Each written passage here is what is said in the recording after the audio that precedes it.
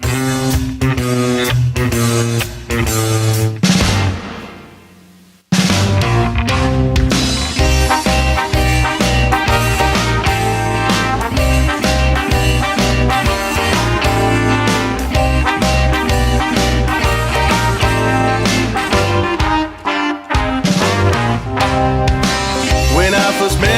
was a little scared. I kept my distance cause I was aware, but your attraction got my heart pumping. That's when I knew that we could be friends. It started out as a social engagement. Hey guys, so you can see there's a yucca plant. Excellent material for making a rope. So I'm going to use my flint blade and or flint flake. It's not really a blade. It hasn't been napped into one yet, but I'm going to use this to cut me some of these so that I can get some rope made.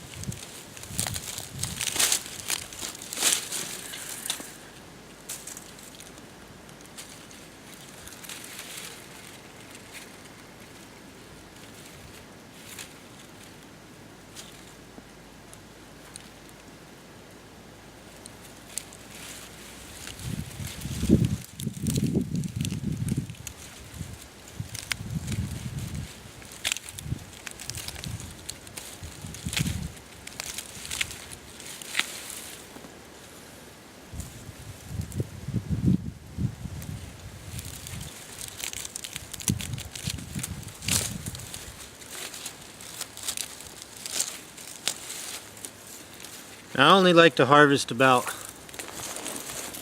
3 of these per plant, just so I don't hurt the plant.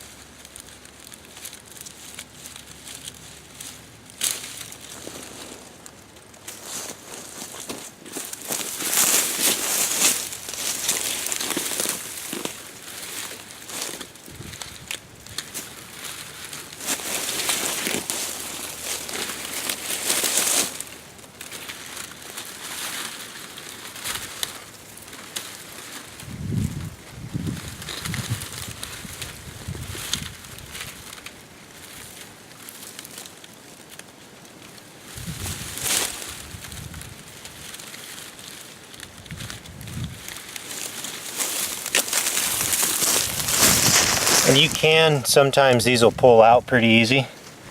That one pulled out pretty easy. Sometimes they don't want to, so it just depends. And another real neat thing about yucca is you can take, these points are super sharp. So if you take and leave this point here and then peel away most of the sides of this to where you've just got a few fibers running down off this point, you can use this to sew with. You could sew, you know, your shirt or your pants back together, sew some leather with it, you know, even stitch a wound probably, because these are super sharp. But this yucca is a wonderful plant. You can start fires with it.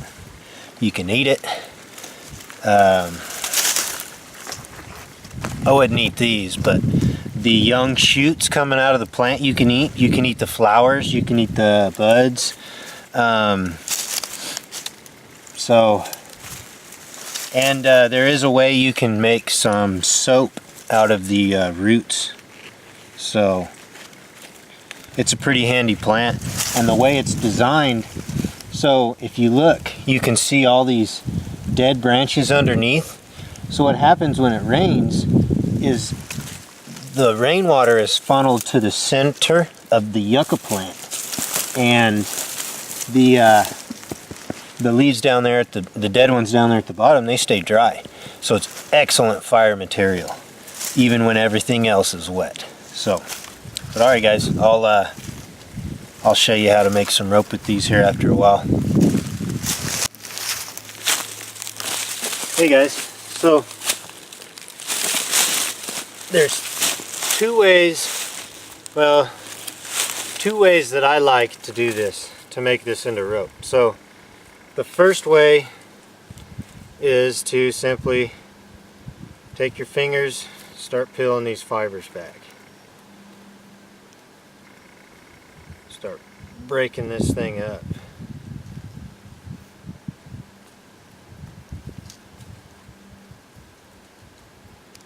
All your fibers are on the inside.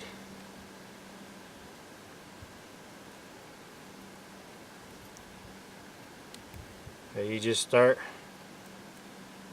pulling these apart and working it up.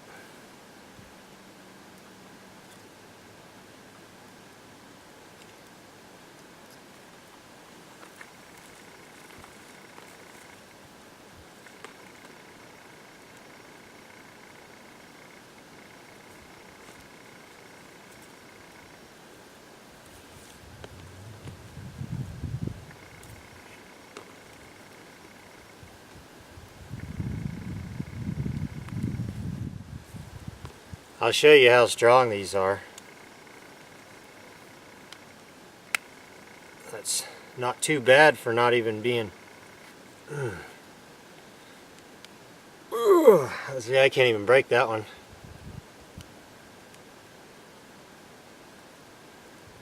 Oh, yeah, I can't break that one, so... But yeah, just keep getting these pulled apart. This is the quicker way of doing it, but your end result's not as fine. You'll have some bigger pieces and smaller pieces, and it's not as controlled. So, and then you just keep breaking all those up.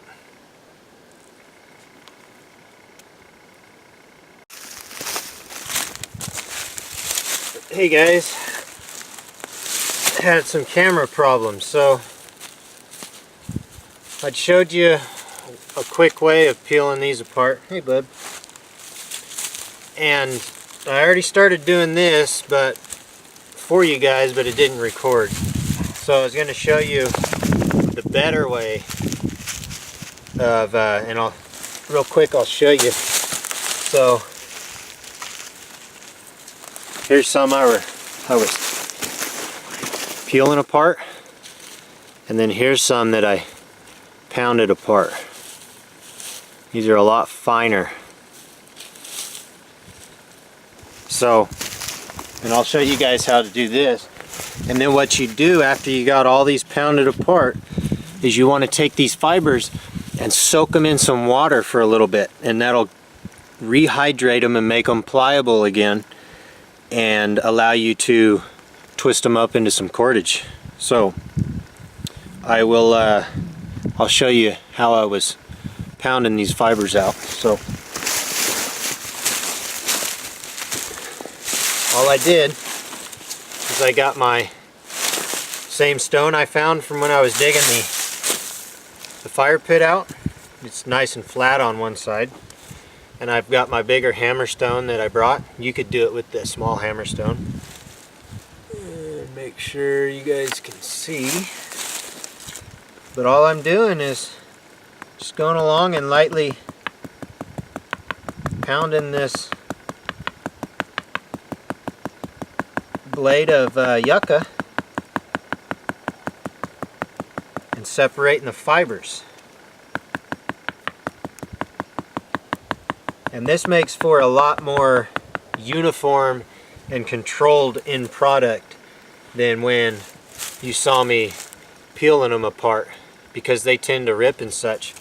If you can see here, these are all nice, pretty thin, long, excellent for making into cordage. So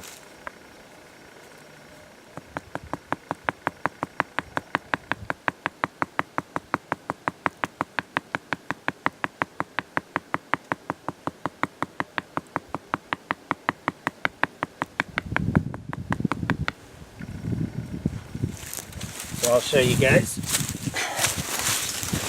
So this is the section here that I did for you guys. But you can see all these nice wispy fibers there. And then what you do once you had a whole bunch of these piled up,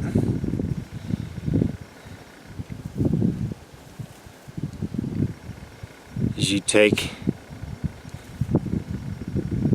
them, I like doing thirds, so separate this into about 3 equal portions there. And what you do is you twist, twist and go over, twist, go over, twist, go over, twist, go over. Hey guys, I just watched that section and realized you couldn't see what I was doing, but here's some of the cordage I got made up, and I'll show you how I'm doing this. So I got my 3 separate pieces here. I'm just twisting the one furthest from me and going over the top, twisting it away from me, the furthest one away from me, and twisting it away and going over the top. Furthest one away, twisting away, going over the top. Now you can do it the other way, which would be the one towards you, and how you do that is you twist the one closest to you towards you, then go over the top. And then the next one, do the same. Closest one towards you, twist towards you, and go over the top away from you. But out of habit, I always do it the one furthest from me. So I'll twist the one furthest from me, go over the top. Furthest from me, go over the top. Furthest from me, twist away, go over the top. Furthest from me, twist away, go over the top. Furthest from me, twist away, go over the top. And you just keep doing that and working your way down until you get to the end where you need to start splicing in some more pieces so that you can make this longer. I don't really need any rope for anything while I'm here, but I wanted to show you guys how to make cordage. And if you wanted to make it bigger, you could make a bunch of these smaller strands and then put 3 of these smaller strands together and then twist them up the same way they're already twisted and do the same wrap. Or your original bundles that you start with need to have more strands. Need to have more strands inside of there. So anyway, that's how you make cordage from the yucca plant, and this stuff is so strong. I could probably hang 200 pounds off of this little piece right here. So yucca and sisal, which they are cousins, they make about the strongest cordage that I know of. Stronger than some of the hemp cordage I've made. So hemp's good too, but nice thing about hemp is it doesn't rot. These will deteriorate over time, but there you go guys. Cordage using nothing but this to cut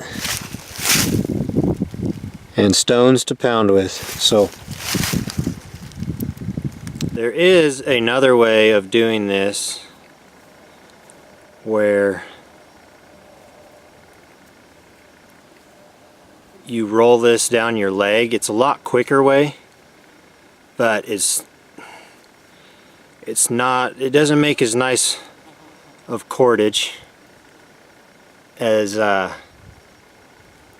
it would if you were to do this by hand. It's a lot slower by hand, but your product's a lot better than if you do the leg rolling method. And I'll show you that. So I don't do it as much, so I'm not as good as the leg rolling method, but you got your pieces here, and you want to roll these all separate,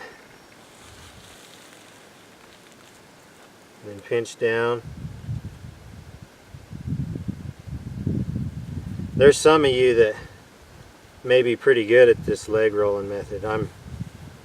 I always do it by hand because I make my own bowstrings. So, but anyway, you just roll down, and it's actually doing the reverse of the way I was doing, so it's undoing what I had done. But that's your general. I've seen some people do that leg method. I mean, they sit here and they're going like this, and they get some nice cordage, or decent cordage, made real quick. So, and then what you'd want to do, you know,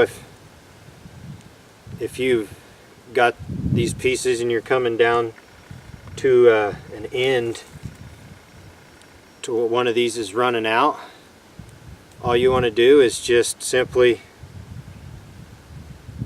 take another piece of it there and kind of get them put together, and then just start twisting them together, and that's how you splice in your pieces. And you can make this rope as long as you want, or cordage as long as you want. So, hey guys, Chris here. So it's too dark for you to see me, so I'm gonna kind of give you just some views of the evening sky while I talk. So this is just another thing that you can use yucca for. So those blades that you harvest, you can use them to weave baskets, weave fish catching traps, to weave little pouches, weave hats. Just about anything that a strong strip of something can come in handy for, you can do with yucca. Hey guys, Chris here. Future Chris. So I forgot to mention one thing on cordage. So when you're going to splice your pieces in, try to splice them in to where, so you've got your 3 strands, try to splice them in to where they're not all in the same place, and that'll keep your rope a lot stronger than if you were to put all your splices in the same spot. So that's why it's also very handy when you're making cordage, if none of your strands are close to the same length, it keeps your splicing staggered and keeps your cordage stronger. So that's just one little tip I wanted to throw in there on the end of this what is bushcraft cordage.